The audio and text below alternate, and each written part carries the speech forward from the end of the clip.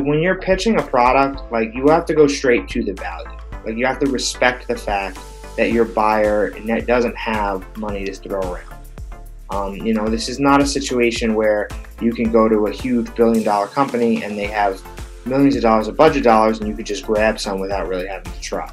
A lot of times, especially with services like mine, you are dealing with people who have a limited amount of budget.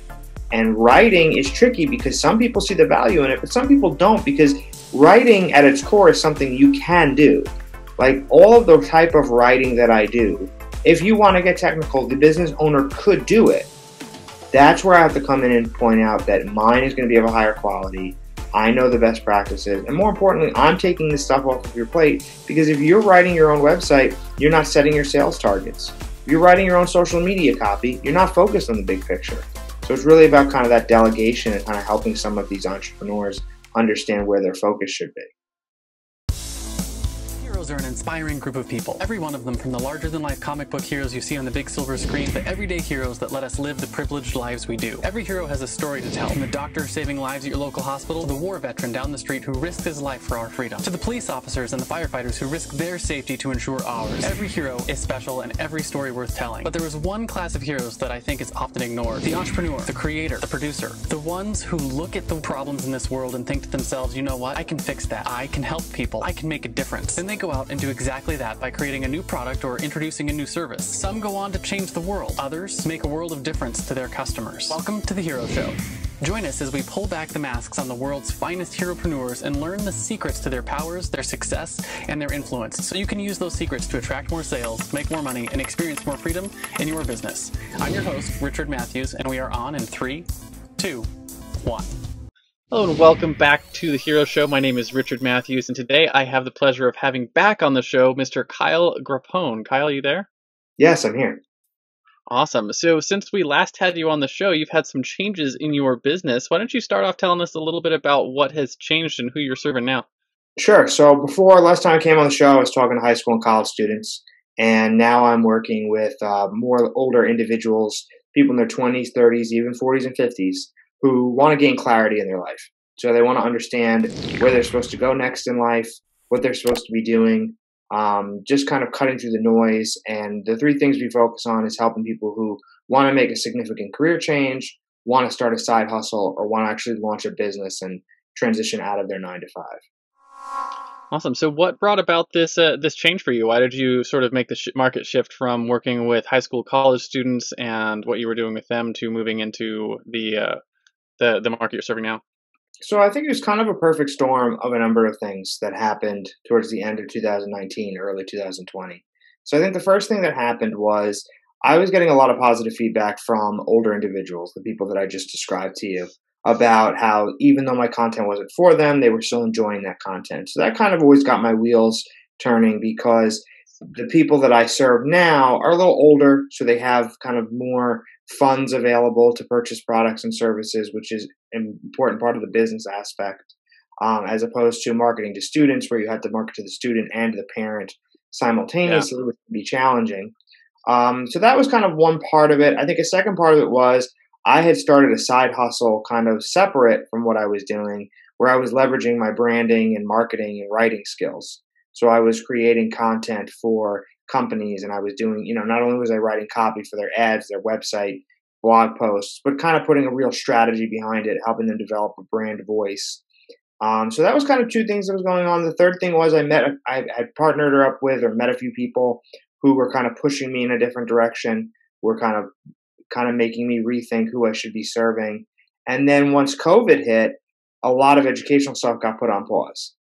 So I kind of came to the realization that I can take my branding side hustle and kind of work it as a pillar of my business. And now it brings us to today, where I work with people who want to either start their own business or build their own personal brand.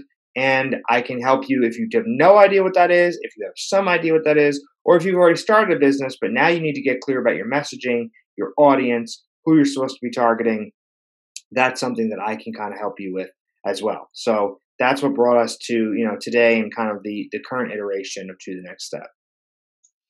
So just sort of with that, since you sort of you mentioned the pandemic, everyone's dealing with this, and the changes that are happening, having to refocus their businesses or change up what they're doing. How is that sort of how has that change been for your business? And then, like, what are some of your recommendations for businesses that are struggling with the same thing? Obviously, you restructured your business a little bit, changed your audience, changed a little bit of your offers up, so you've got experience doing that. For other businesses that are having to do the same thing, what sort of your hindsight is 2020? How would did it go well for you? Would you change anything? I would say it went well for me, but also, I was a little bit ahead of the curve because um, it's not like my business was quote unquote booming before COVID. A lot of what I was trying to do with schools was inconsistent. We would have good Yeah. months, we'd have not good months. So for me to make a shift was a lot easier because it was like, okay, like I'm not going to wait to see if school assemblies come back because I wasn't getting a lot of them in the first place. I was getting some, but not enough to really build my business on. And for me as a writer, I think business kind of improved a little bit because a lot of people were realizing, okay, I'm selling things through the internet now. People are going on my website more often. Like I need to make sure that it's coherent because it's the same story with entrepreneurs, and I don't blame them because this is how it works. But you launch a website and you write your own copy, and then you go a few weeks or a few months or even a few years, and you realize that that copy's not up to snuff. It's not high quality. It's not selling anything. I look at a lot of websites and I see that it was written by a non-writer, which I get because we're not all writers. We all have our own different skills. So for me, I was able to really kind of leverage a lot of these entrepreneurs who either were seeing increased traffic because there was no more foot traffic, or people who decided to take this time, either because they were laid off or because they no longer had to commute, whatever it was, to finally start that side hustle, to finally start that business, to finally take that website that's been sitting dormant and do something with it. So for me, I've been very lucky. I've been able to do a number of different things. As for other businesses that are similar to mine, my advice is always the same. When you're pitching a product, like you have to go straight to the value. Like you have to respect the fact that your buyer doesn't have money to throw around. This is not a situation where you can go to a huge billion-dollar company and they have millions of dollars of budget dollars and you could just grab some without really having to try. A lot of times, especially with services like mine, you are dealing with people who have a limited amount of budget. And writing is tricky because some people see the value in it, but some people don't because writing at its core is something you can do. Like all of the type of writing that I do, if you want to get technical, the business owner could do it. That's where I have to come in and point out that mine is going to be of a higher quality. I know the best practices. And more importantly, I'm taking this stuff off of your plate because if you're writing your own website, you're not setting your sales targets. If you're writing your own social media copy, you're not focused on the big picture. So it's really about kind of that delegation and kind of helping some of these entrepreneurs understand where their focus should be. Absolutely. So, with sort of all of that in mind, I know you had a couple of things you wanted to chat about for this audience of entrepreneurs or people who are having a career change. And you mentioned you wanted to talk a little bit about like some of the unseen obstacles that people are going to run into. Why don't you start off? Tell us a little bit about that. Sure. So, really, to me, the reason a lot of people fail in making a change is because it's for a few reasons. Is because they don't really see the full picture. I think a lot of people kind of think about what that change is going to look like. For example, I think this is a big problem with people who try to lose weight, myself included sometimes, is I think people think to themselves, when they say, I'm going to lose weight, they think about the end result. They think about what they want to look like at the end of this journey. So they think about themselves running 5 miles, looking skinny, feeling good. There's a myth out there that running is effortless. It may look effortless, but it never is effortless. But nevertheless, you see people and you think, oh, that kind of running that's effortless, and I look good and I feel good and everything's great and I'm eating healthy. And what they don't really realize is all the steps it takes to get there. Because if you haven't gone to the gym in 2 years, you're going to run a couple hundred feet and get winded. And then the next day you're going to be super sore because your body's not used to it. And if you're going from eating junk to eating healthy food, your body needs time to react. And it's been proven that if you cut off the junk cold turkey, you get headaches, you get nauseous, your vision can get blurry. And those are all things that people are not necessarily prepared for. So how that translates to becoming an entrepreneur or making any kind of change is that when you say, okay, I want to change careers or I want to start a side hustle, you think about the end result. You think about yourself feeling happy, feeling good, being in that new career, being in your business. But you don't understand that before you can get to any of that, there are obstacles you have to get over. And the first obstacle you have to get over is your mindset. Because if you've been working in a job for the last 10, 20, 30 years, you have a certain mindset. I call it a consequences mindset. Because as a child, we face consequences. That's why we do things. We do some things so we don't get in trouble. In school, we do things so we don't fail our tests. And in work, we do things so we don't get fired. And that's a mindset that gets ingrained in us. So now all of a sudden, I'm asking you to do something where there's no real consequence. Because if you don't start that side hustle, the world doesn't end. You don't get fired from your job. You don't get in trouble. Now, the consequences is that you don't follow your dreams and you're not as happy and fulfilled as you could be. But that's different. Like that's something you could technically live with, and I think a lot of people do. It's a non-tangible consequence. Exactly. So I think it's a mindset thing to understand that, you are going to have to motivate yourself. You're going to have to realize it's long term, but you also have to realize that your brain is there to keep you safe. It's not there to make you happy. So your brain is always going to push you back towards safety, push you back towards routine. That's why people struggle to go to the gym after work, because the brain is going to look at that and say, you're already tired. I don't want you doing something that's going to make you more tired. I'd rather you go home and lay on the couch because that is simple. That will keep you safe. That's the routine. That's what we're used to. So, it's a big thing about what you're used to. If you're used to going home every night, having a couple beers and watching Netflix, now all of a sudden you're plopping down in front of the computer for another 3 hours, doing more work that you're not getting paid for up front. That's challenging. And that's something that you have to adjust to, because your brain's going to tell you, you're too tired, and you're going to have to push through that. You're going to kind of have to retransform yourself a little bit. Another obstacle that falls in line with consequences, but also falls in line with mindset, is fear. It's the fear of what other people are going to think. It's the fear of ridicule. I mean, I think we all feel failure. Before we can even talk about failure, we have to get to the fact that some people don't even try because they don't know they don't know what people are going to say.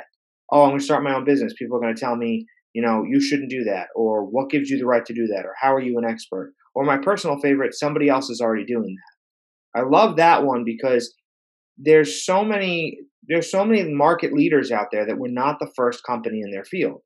I mean, I think Google was like the 23rd search engine that came onto the market. And now we don't even say the word search engine anymore. We say the word Google. So to me, you have to understand that there's people that are going to tell you that you shouldn't do it. And there's people that are going to kind of push against you. But you have to have that type of mindset, and you have to understand that you really shouldn't care what other people think, because it's not their life. Nobody's coming to save you from your life. Their opinions in this matter don't really matter, and you're going to have to figure out a way to get over that. And for some of us, it's tough. Some of us are super people pleasers, and that's what we want to do. So for me, whenever I start with a new coaching client, we spend the entire first session talking about mindset. We talk about sacrifice. Sacrifice is another big thing, because again, people don't think about, okay, if you're going to start your own business, when are you going to do it? If you have a family, if you have a full-time job, when are you going to do it? This means that you have to give up something. It means that you might not be going out and doing your normal things. If you go out every Wednesday night and do something, you might not be able to do that anymore. And that's a sacrifice. And for some people, they can't sacrifice that short-term pleasure for that long-term satisfaction. So these are all things that people need to understand, because if you think that you can just wake up one day and start a side hustle, you're going to be in for a rude awakening, because you're going to be tired, you're going to be unfocused, you're going to be afraid. And that's why a lot of people, I think, kind of stay in their kind of comfort zone, because as soon as they get out of it, as soon as they try to make some sort of change, they're hit with all these obstacles they weren't prepared for. Like, it's one thing to say, like, it's one thing if you want to start a business, right? And you're like, I don't know anything about websites. And then you try to build a website and it's a pain in the ass. Like, it's kind of okay because you knew it was going to be a pain in the ass. Like, you knew that this was going to take some time. But if you're all excited about something and then all of a sudden, your mind is not in the right place, and your mind is your enemy in a sense, that's something that a lot of people just kind of go back and say, oh, I guess this isn't for me. So I think that's something that, I run into that a lot because my wife and I travel full time, and so we meet people all over the country. And one of the things that people say to me all the time is, "Oh man, I wish we could do that." And I used to think that, hey, of course you could just go out and do it, right, if you wanted to. And the reality is most people they're lying to themselves. They don't really want to do that. They don't wish they could do that. They just like the idea of you doing it, right? It tickles their mind.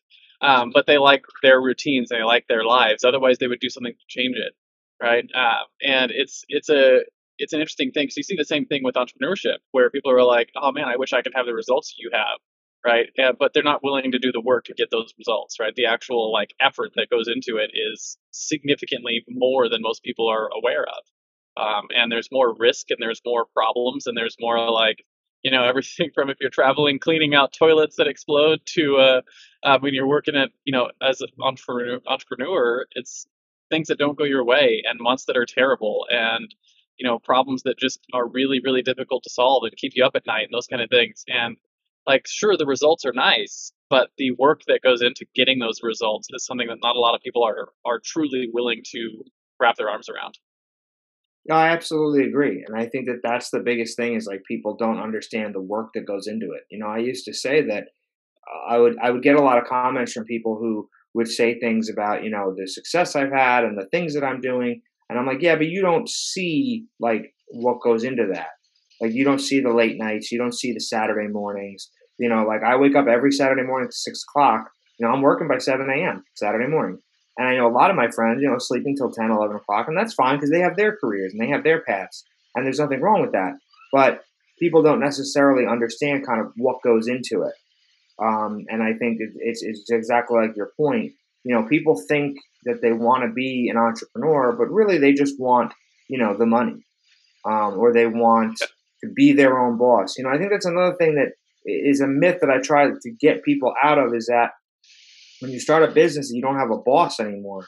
I can make an argument that I have more bosses than ever because I have clients that I have to report to. And yes, it's not the same thing and it's not nearly as grueling and it's much more satisfying. But, I've had people since I left my corporate job and did this full time, they ask me questions and they're like, well, could you just, wake up one day and decide I'm not going to work today? And I'm like, well, I guess I probably could do that every once in a while. I was like, but there's going to be ramifications. I was like, because each day has its tasks. I was like, and they're going to have to get done at some point. I can't delegate those to anybody. So, like, I do have flexibility. Like last week, I was able to rearrange my schedule and I was able to go on a trip for an extra day. Like, there is that freedom sometimes, but it's not as glamorous as people think. And I think it takes a certain type of person and a certain type of mindset to actually start your own business. It's one thing to come up with the idea. It's one thing to say, I could do that idea, but can you do everything else that's associated with it? Yeah, yeah, and the freedom's an interesting thing, right? Because it's a double-edged sword. Sure, you can take the day off, and I have on numerous occasions, but you also have to be prepared for that. Do you have the ability to delegate in place? Are you still going to be able to hit your deadlines for stuff that you're working on? And I spend a lot of time in my business working on, helping with employees and getting systems in place so that I can take the amount of time that I can take off without things blowing up and increase it, right? But it doesn't start off with like you started your own business and you can take a week off anytime you want, right? Like it takes a lot of effort to build a business to the point where you can take a week off and your business doesn't explode. Exactly. And it takes time, even if you want to do a side hustle, that side hustle is still going to take time away from the other things that you want to do. So it's really about, I think, being fully prepared for about what you're about to get into. Absolutely. So with those sort of mindsets and obstacles in place, what are some of your recommendations for people who hear all of that and they go, yep, I still want to do this. I still want to move forward. My first recommendation is honestly, to identify what kind of mindset change you need to make. Like you need to be honest with yourself. Like, do you have a problem seeking the approval of others? If you don't, that's great. You can move past it. Do you have the type of mindset, like, are you willing to go, weeks and months with working on something without getting paid? If that's bothersome to you, that's something you need to think about. You need to understand. The other things you may want to think about is where are you going to perform this work? Is there a local library you have to go to? Is there a room in your is there a room in your house that's maybe a spare room that you can kind of set up a makeshift office? What are the hours you're going to work on this? Are you going to work 1 hour a night? Are you going to work 3 hours on Tuesdays and Thursdays? Are you going to work all day Saturday? The other thing I would say is whose buy-in do you have to get? If you have a wife or a husband or a significant other, it's important to get their buy-in on a certain level because you might be spending some funds on this business. If you want to change careers, that may require a dip in pay for the first year. Can you afford that? Can you do that? Taking it back a step, does your significant other even understand why you're doing this? Are you doing this because you're unhappy, but you've never told her that you're unhappy? Some of my clients put on a face and they don't really tell their significant others what's going on. And then all of a sudden they find out they're in coaching and they're like, what are you in coaching for? Well, I want to do this. Well, I didn't know you wanted to do that. So I think spousal buy-in, partner buy-in is very important. But I will say the caveat with that is that they may not necessarily understand what you are doing right away. They might not necessarily understand why you're doing this. And even if they do, they might not fully understand your idea yet because you might not fully understand your idea yet. Your idea is going to change and it's going to shift and it's going to morph into different things. So that's kind of the beginning advice I would give before you even start thinking about the business aspect. Yeah, absolutely. So with the whole, with all of that sort of in mind, um, and people wanting to get started with their business, do you have any like recommendations for how to do some of the first steps, like gut check things? Like, is there a market? Like, is there, can you actually sell in this space? Or some of the competition checks. Like, what are sort of like your first steps for someone who's thinking maybe I want to make that change from being corporate to entrepreneur, and maybe I should, instead of just throwing it all out the window and quitting my job and starting this thing, what are some of the first steps they should take? Sure. So I think the first step is to not quit your job because I just think that what happens there is that if you quit your job, there's an amount of pressure for you to be successful right away, and it kind of doesn't let you play around. It doesn't let you experiment because if you have a full-time job and you want to start a business, you can start with a side hustle, and you really can start with one product. And if that product doesn't sell, it's not a big deal because you really weren't counting on that money anyway. And I think that's the important thing. And also the important thing is that if you have a full-time job and your product does sell, you can take that money and reinvest it and launch another product. So I think that's the most important thing is to realize that it's a marathon. It's not a sprint. You should start small. And honestly, before you even get into the competitors out there in the market, the most important thing is to clarify your idea. I have a course that I sell that goes into great detail about this. And we talk about figuring out what is your idea. Because at the end of the day, it's really about what kind of skills do you have that can be packaged into some sort of service that you can sell. So that's kind of one type of side hustle, right? Another type of side hustle is maybe some sort of product that you want to create. What is that product? What is that thing that you want to create? Who are those people that you want to sell to? And that's really just about getting it off the ground, before anything else. And I don't really worry too much about competitor analysis or anything like that, because if you have something and you can confirm that people want to buy it, like for example, if you see that there are businesses that are severely lacking in their graphic design, and you want to create something that let them create their own images, then it doesn't matter who else is doing that. It matters that how are you going to do it? How are you going to be a little different? Why is somebody going to buy yours? So maybe your price point is a little lower. Or you can look at those competitors and say, okay, these competitors, they give a lot of these type of images, but they don't really instruct people how to do it. Or they show you how to create graphic design. Like Canva is great for creating graphic design, but it doesn't really tell a new entrepreneur or a new business owner how to use that information, like how to use those images, how to use those in different campaigns and stuff. There's no marketing strategy behind it. So maybe that's what you do.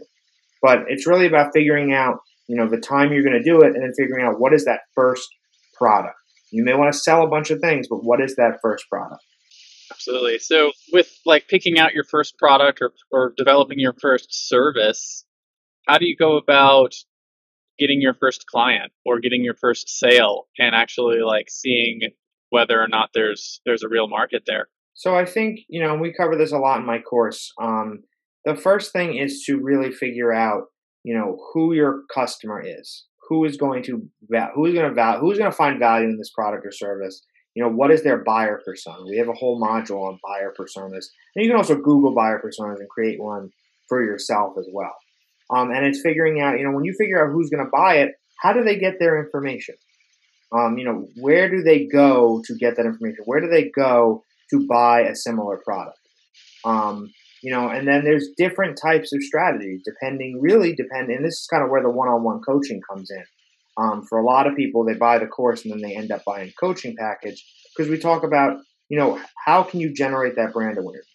One strategy, and again, this really depends on what you're selling, but one strategy that I told people to implement is what I call a local to global strategy. And I'm sure it has an official name, but to make it simple, I call it the local to global because for some people, it's about, if you're selling a physical product, selling it to people in your community, generating that buzz in the community, and then kind of building yourself outwards. Otherwise, again, if you think that your product is bought by people through Facebook ads, then you can educate yourself on how to run basic Facebook ads and what goes into that. And then once you start selling some courses, then you can reinvest, or selling some products, you can then reinvest that money into hiring a marketing professional, hiring a freelancer to do different types of marketing tactics based on, your industry. Yeah. I know one of the things that I do now that I'm a little bit more established in my business when I'm, building a new service or coming up with a new product, something like that, is I actually test market to existing clients, which I know is different than, where people who are just starting their side hustle. But one of the things that I do is I'll go to existing clients, be like, hey, I've got an idea for this service. Here's what it is. Here's what the outputs and everything are looking at. Would you mind if we test it out on you? Right, and we'll do it at cost, right, at what our cost is for the first month, first 2 months, and see what you think of it. And a lot of your clients who actually already trust you and stuff like that, basically you're working for free because you're just covering your costs for it. But it allows you to figure out all the little nuances and problems and things that you're going to run into when you start going to market with it. You also find out from real people, like, yes, I'd be willing to pay for this. Yes, I like the results, or no, I don't, or here's where the problems are. And I know you can sort of apply that into the space that you have, get into like networking events or other things where you can find businesses or find people who would be ideal fits for your product or your service and get some of that like sample customers, so to speak, and sort of get some of that initial market feedback. Yeah, I mean, one of the things that I've done in the past is I've offered services, for free. And again, you can only do that depending on what your cost is, right? Like coaching services do not have a lot of, cost attached to them in a sense. So you can give away a coaching session for free. But at times I ran a beta program over the summer where I coached a couple of people at no cost just to understand how would these sessions work, what's popping up that I didn't really realize. But more importantly, those people turn around, they give you a testimonial, they refer people to you. So that's an option as well. Absolutely. Now a quick word from our show's sponsor. Hey there, fellow podcaster. Having a weekly audio and video show on all the major online networks that builds your brand, creates fame, and drives sales for your business doesn't have to be hard. I know it feels that way because you've tried managing your show internally and realize how resource intensive it can be. You felt the pain of pouring 8 to 10 hours of work into just getting 1 hour of content published and promoted all over the place. You see the drain on your resources, but you do it anyways because you know how powerful it is. Heck, you've probably even tried some of those automated solutions and ended up with stuff that makes your brand look cheesy and cheap. That's not helping grow your business. Don't give up though.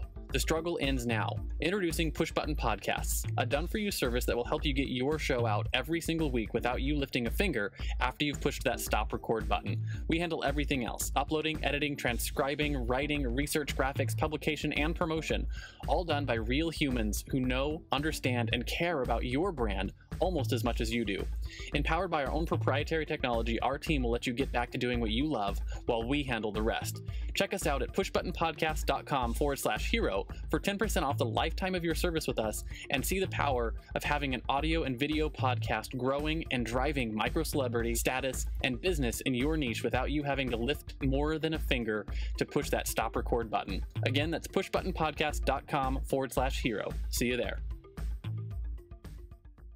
Now back to the Hero Show. So, is there any other sort of topics that you want to cover for someone who's thinking about that transition from, corporate life to a job into entrepreneurship, and who's, especially considering that during, these turbulent times that we're sort of in, for whether or not they should take the next steps? I would say that the biggest piece of advice I give to people is to just start, is to just get going in some way. And don't think of it as some like massive statement.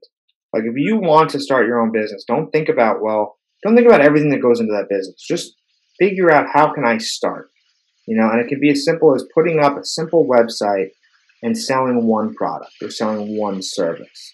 What can I do today to start making a little bit of money, to start moving in the right direction? And, I would take it even further is that don't necessarily worry about, how am I going to advertise it? How am I going to sell it? What about my social media channels? What is the actual product? And confirm that somebody's going to buy it. What is the actual service? And confirm that somebody's going to purchase it. I mean, I think one of the things that I find is that more and more people are not necessarily selling a physical product anymore. A lot of people have skills that can be packaged into a service that other entrepreneurs or other business owners or other companies will find successful. So, for some people, it's about thinking about what have you built up in your career. Because if you have a long line of being organized, of managing projects, of managing up, of keeping the trains running on time, there's a lot of people out there that may not be able to afford you full time, but would hire you on a freelance basis. That would hire a company that would come in and take care of some of the admin stuff, some of the less desirable stuff. It's not about necessarily like, how am I going to create this business and make $250,000 a year and support my family? It's really just about, starting and realizing that it doesn't take a ton of money to start. It's just about what is the one thing I can do today? What is the one thing I can start selling? And then let that kind of snowball. Yeah, that's an interesting thought too, is a lot of people who work in a corporate position, a lot of times the work output that you have for that company, there are companies who can't afford to hire someone in-house to do that, and you could take the same work that you do for your job and package it into freelance services and serve a lot of companies and get into the be your own boss sort of world, which is it's a good way to transition. It's taking your existing skills and transplanting them into your own business. Yeah, absolutely. So I think the whole next steps is a good way to sort of introduce your products and services that you offer. So if someone is in that space and they're looking to either get coaching or to go through your courses, what are some of the things that you offer for people who are in that space that they might be able to take you up on? Sure. So right now we offer a couple different services. So we offer clarity coaching. And the best thing about our clarity coaching is, and we'll throw a link in the show notes so everybody can kind of take a look at this and kind of digest it a little more. But the great thing about our clarity coaching is you get the first session for free. So no matter what, we talk for, it's usually about 30 to 45 minutes, but I block out an hour. And if you want to take the full hour, that's your right, because it's your session. And we talk about where you are, where do you want to go, and how can we help you get there. And a lot of times, we find, we kind of, at the very least, will take 4 or 5 ideas and at least whittle it down to 1 or 2. Because a lot of people say, I want to change jobs, but I don't know what I want to do. Or there's so many things that I want to do. I had a client who wanted to do 4 different things. And after about a 20-minute conversation, we realized that only one of them was actually viable. The other ones were, either kind of pie in the sky or just really weren't reasonable for where he was in his life. So our clarity coaching, our standard package is 5 packages, 45 minutes each. But more importantly, I have you email me every week in between our sessions to tell me what you're doing, what you're working on, ask questions, and then I respond back to you. So it's that accountability piece. So if you're somebody that wants to make a change but feels like you don't have anybody to hold you accountable, kind of hold your feet to the fire, that's what I do. Like, I'm an accountability partner just as much as I am a clarity coach. And it's good because people will email me on Sundays and say, this is what I want to do for the week, and I'll approve it or I'll change it, and then they can kind of move forward with confidence. And they know, okay, I know I'm doing the right thing because my coach explained this is why I should be doing these things. So you can check that out. Like I said, you get a free session, which is great. Our course right now that we're focused on is called 30 Day Side Hustle. And 30-Day Side Hustle is basically, it's online, it's on demand. The entire course takes about an hour to watch. There's worksheets, there's homework with that. So I would say that anybody honestly could get through the entire thing in a week. I say 30 days because I think it gives you time if you want to take time in between, if you have a busy life. But if you're really motivated, you can get through the entire thing in a week.